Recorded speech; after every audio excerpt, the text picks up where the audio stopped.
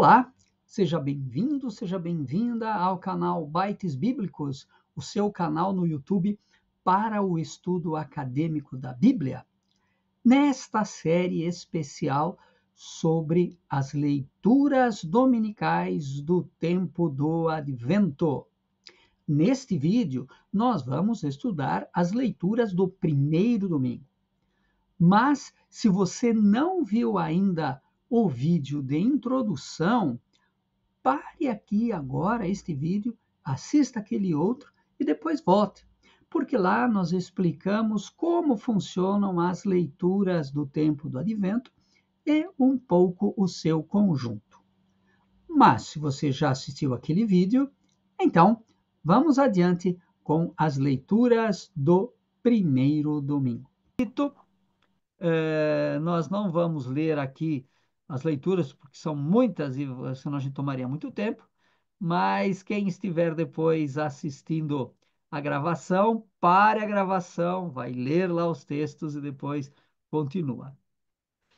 Então, iniciando, primeiro domingo do Advento, que vai ser domingo que vem, no dia 1º de dezembro. O nosso cardápio, então, será um texto do profeta Jeremias, Jeremias 33, depois um Salmo 24 ou 25, conforme a numeração da nossa Bíblia, depois, primeira carta de Paulo aos Tessalonicenses e Evangelho de Lucas. Nós, como são muitas leituras hoje, nós vamos partir direto para aquilo que é importante, sem fazer todas aquelas considerações. O que é essa carta aos Tessalonicenses e tal? Isso aí ficará para uma outra ocasião. Então, vamos ver lá. Evangelho de Lucas, capítulo 21. Então, quem estiver assistindo a gravação, pare, vá ler o texto e depois volta. E o que que tem este capítulo 21 de Lucas? É um texto apocalíptico, recordem. Apocalipse não é o título de um livro, é o tipo de livro. Então, aí em Lucas, nós temos um texto apocalíptico, que é a versão lucana daquilo que é Marcos 23. Marcos 13, aliás. Então, quem tem a Bíblia de Jerusalém, ou outra Bíblia que tem texto paralelo, vai perceber que do lado lá do capítulo 21 de Lucas, tem lá a marquinha de paralelo de Marcos 13. Significa que são. ah, Lucas aproveitou-se do texto de Marcos e fez algumas mudanças. O que que nós temos lá? Aliás, nós, nos últimos encontros do tempo comum, nós vimos vários textos ou pelo menos uns dois textos de Marcos 13, que fala aí desta destruição de Jerusalém, né? Para o judeu, destruir Jerusalém, destruiu o mundo. A gente fala de fim de mundo, mas isso também não é muito correto, porque esta coisa às vezes é mal interpretada como se fosse a destruição do universo, quando na verdade, quando a gente fala fim de mundo, a gente deveria entender fim deste mundo do jeito que ele está e início de um novo. Então, é essa a perspectiva, né? Fim de Jerusalém, fim deste mundo. Esta, esta catástrofe, né, que é anunciada lá no capítulo 21, apesar de ser algo terrível, mas ela é apresentada como algo terrível para os adversários de Cristo. Porém, para os que são seguidores, os discípulos de Cristo, será algo libertador. Então, isso é uma coisa que a gente tem que entender, né? Aquela catástrofe, que não, com certeza não será uma brincadeira, mas ela será para os que perseguem Jesus e que perseguem a igreja, os que se opõem a Jesus, será de fato algo arrasador. Mas para quem é discípulo de Cristo, superada a crise, trará a salvação. Por quê? A ideia é esta, né? O Senhor virá como juiz e todos devem se preparar. E se preparar com cuidado. Por quê? Ninguém sabe quando isso vai acontecer. Aquilo que nós já vimos, né? Sobre esse momento, ninguém sabe, só o Pai sabe. Então, ninguém sabe. Então, não adianta querer ficar inventando história. Vai ser aqui, vai ser lá. Jesus até critica, né? Vão aparecer vários dizendo é aqui, é lá. Não acreditem. Agora, neste relato apocalíptico que tem lá em Lucas 21, este fim, a conclusão de todo esse processo, terá algumas etapas anteriores, né? E vai acontecer nessas etapas, estará acontecendo um conflito cósmico, né? Com tudo que tem direito, teofania, terremoto, tempestade, guerras, etc. Né? Agora, este conflito do cosmos e da natureza servem para que o Messias se manifeste. Então vejam que é, são sinais de que o Messias está chegando. Por isso ele diz, não vai ser o fim ainda, isso é apenas preparação. Agora, de novo, vai ser um tempo de angústia para quem rejeita o Messias, mas vai ser um tempo de libertação para quem acolhe. A ideia é esta. Então, aliás, como toda a literatura apocalíptica, o conceito é sempre o mesmo, né? Vocês se recordam? Qual que é o refrão dos livros apocalípticos? Não tenham medo. Então, esta catástrofe é destruição para quem rejeita Jesus, mas salvação para quem acolhe. Então, por isso, né, que é necessário vigiar. Não sabe quando vai acontecer, vai ser algo duro, vai ser algo que exige uma preparação, então vamos vigiar. Agora, vigiar não é só ficar sentado esperando as coisas acontecerem. A vigilância é uma atitude ativa, é uma prática constante. Quer dizer, vigiar é criar condições para que Jesus venha. Quer dizer, examinar com cuidado o que está acontecendo, ser crítico, não se deixar enganar e, ao mesmo tempo, ter comportamentos que fazem a salvação acontecer, cria condições, apressa a chegada do Messias. Então, quer dizer, vigiar é preparar-se e ajudar a sociedade a se preparar também.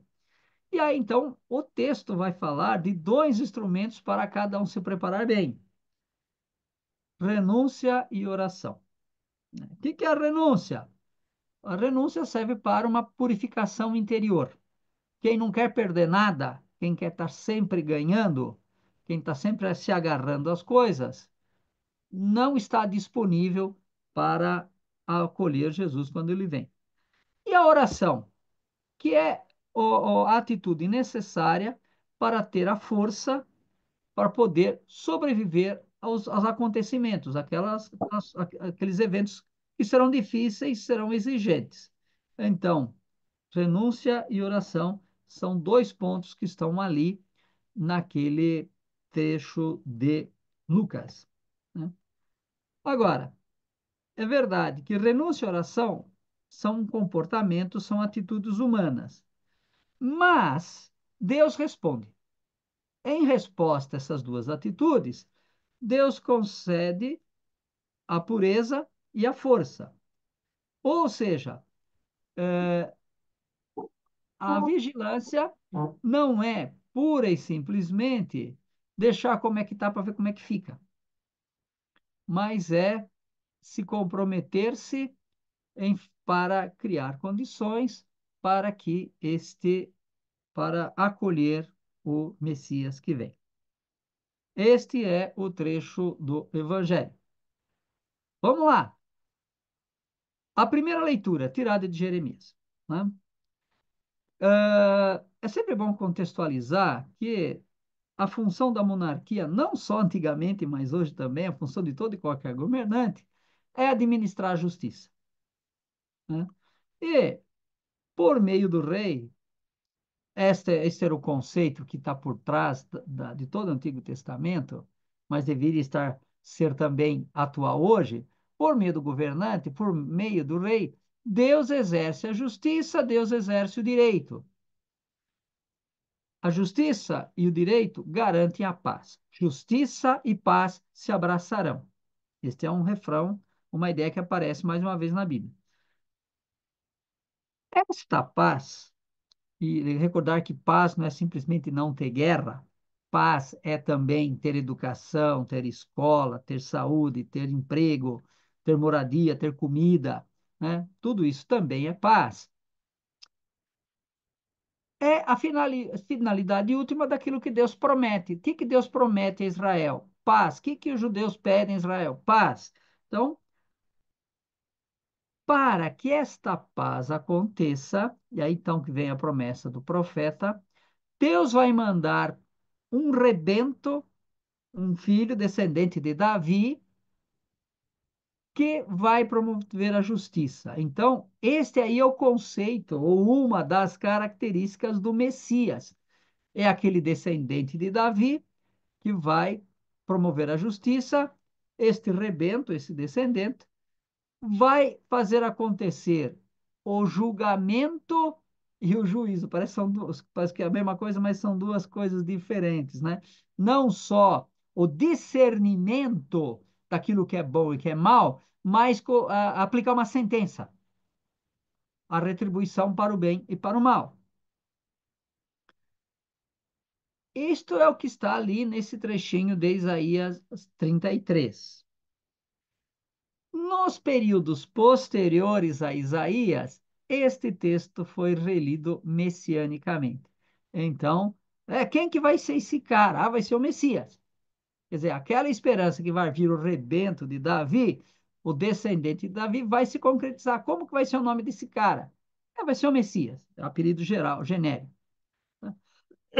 E esta era messiânica vai ser caracterizada por algumas coisas, né? Justiça, direito, paz, salvação, vida, tranquilidade social, etc. Como já falamos, tudo isso é muito atual. Então a gente pode acrescentar ainda hoje que mais é característica da era messiânica. Dignidade, né? Então, escola, emprego digno, salário digno, moradia digna, saúde, quer dizer, tudo aquilo que nos faz ter dignidade aqui neste mundo faz parte da era messiânica. Bom, como que o Salmo 24 responde a tudo isso? Da seguinte maneira, né? Este salmo é uma súplica individual, mas também é uma reflexão sapiencial sobre o momento presente. Então, o salmista está sofrendo porque está sendo atacado pelos inimigos, ele se vê cercado. Por isso é uma súplica. Mas, ao mesmo tempo, ele pede socorro, súplica, mas pede orientação. Como eu devo me comportar diante de tudo que está me acontecendo? E ele diz que esta orientação vem dos mandamentos. É pela lei de Deus que ele vai saber como se comportar. E quando a gente presta atenção, é muito curioso, porque no Salmo aparecem várias palavras para dizer a mesma coisa, para dizer a lei, para dizer os mandamentos. Se vocês forem procurar lá no Salmo, vocês vão encontrar os vossos caminhos, a vossa estrada, a vossa verdade, a aliança. Tudo isso, todas essas palavras, são sinônimos de mandamento, né? Vossos caminhos me conduzam, né? Que eu percorra a vossa estrada, vossa verdade me oriente, que eu seja fiel à aliança. Tudo isso daí, no vocabulário do Antigo Testamento, é equivalente à Torá, equivalente à lei. O Salmo 119, em algumas Bíblias, 118, tem, se não me engano, os 256 versículos. De todos eles, só três não tem uma palavra equivalente à Torá. Os preceitos, os mandamentos, os caminhos, a verdade, os juízos. Então, esse salmo de hoje repete essa ideia. Quer dizer, o que nos orienta, o que ajuda o salmista a encontrar a força no dia a dia ou os mandamentos. Agora, como que este salmo responde à primeira leitura e o que que esse salmo tem a ver com com o advento? Na primeira leitura, bom, nessas duas, tanto para um aspecto como para outro, o salmo quer dizer o seguinte: a nossa fidelidade aos mandamentos ajuda a preparar o momento, a preparar um lugar para que o Messias chegue. Então, o Messias, de um lado, dom de Deus, mas também a gente pode colaborar, criar condições, preparar a casa, arrumar a casa para o Messias chegar. Tanto que lá na primeira leitura diz: o Senhor é nossa justiça. Aliás, é um nome que esse Messias que o profeta está imaginando, qual que vai ser um dos nomes dele? Vai ser esse: o Senhor é nossa justiça.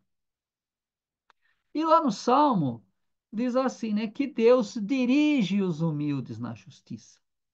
Então, este comportamento, compromisso com a justiça, com a verdade, ajuda o Messias a chegar mais rápido.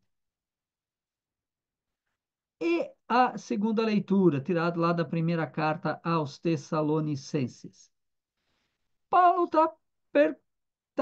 quer responder uma pergunta: como preparar-se para a parousia? Paulo achava que Jesus ia voltar logo, né? Tem várias cartas de Paulo e deixa entender assim: não, vai ser logo, daqui a pouquinho ele vai chegar. Se não chegar antes do Natal, antes do Carnaval, com certeza. Então, o que que é esta parousia?